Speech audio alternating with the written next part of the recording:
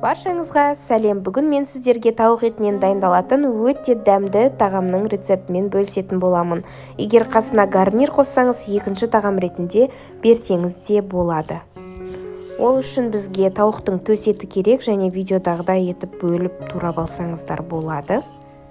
Каналымызда үнемі жеңіл, жылдам рецепттермен бөлісіп отыратын боламын. Міндетті түрде каналымызға жазылуды және де ұнаған болса, сұрақтарыңыз болса, комментарий қалдырып, лайк басып отыруды ұмытпаңыз.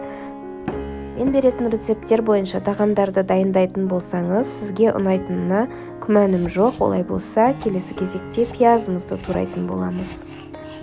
Пиязды барынша жұқа және де бөлгеннен кейін тағы да екіге бөлуді ұсынамын.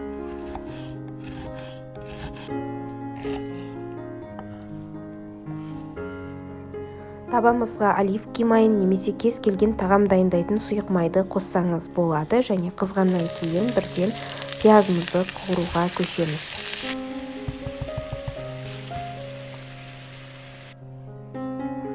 Содан соң 3 бас дана чеснокты пайдаланатын боламыз. Оны да майда етіп турап аламыз.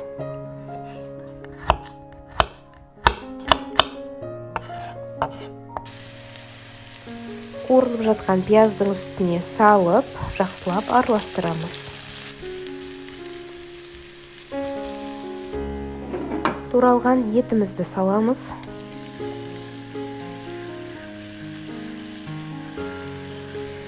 Одан соң қара бұрыш, тұз, паприка, кориандр салып, барлығын жақсылап араластыратын боламыз.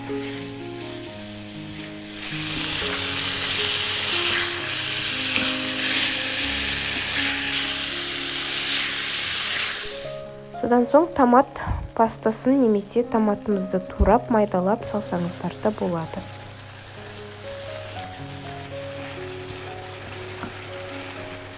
Қаттырақ отта 4-5 минут қуырып аламыз. Содан соң түрлі түсті светофор перецтерді пайдаланамыз, және оны алдын ала турап, тазалап, содан кейін турайтын боламыз.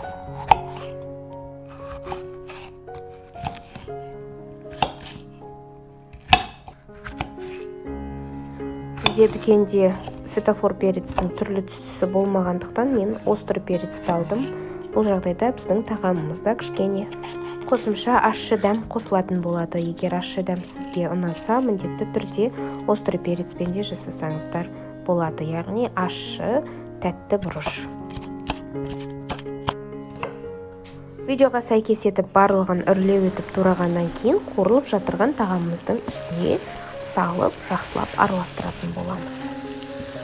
5 минуттай барлығын жақсылап араластырып, орташа отта қуыратын боламыз. Содан соң тауықтың бульонын немесе су қоссаңыз да болады. Мен жағдайымда тауықтың сорпасы болған еді.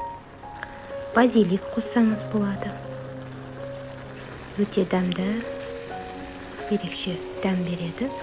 Фета сырын қосамыз. Фета немесе творожный сыр қоссаңыздар да болады. Бірнеше минут қайнатамыз. Тағамымыз дайын болды. Қасына күріштен, тағы да басқа гарнирлардан салып, осылай бетіне құйып, екінші тағам ретінде берсеңіздер де болады, немесе ет күйінде осылай мясо с овощами деген сияқты тағам ретінде де ұсынсаңыздар болады. Ас болсын.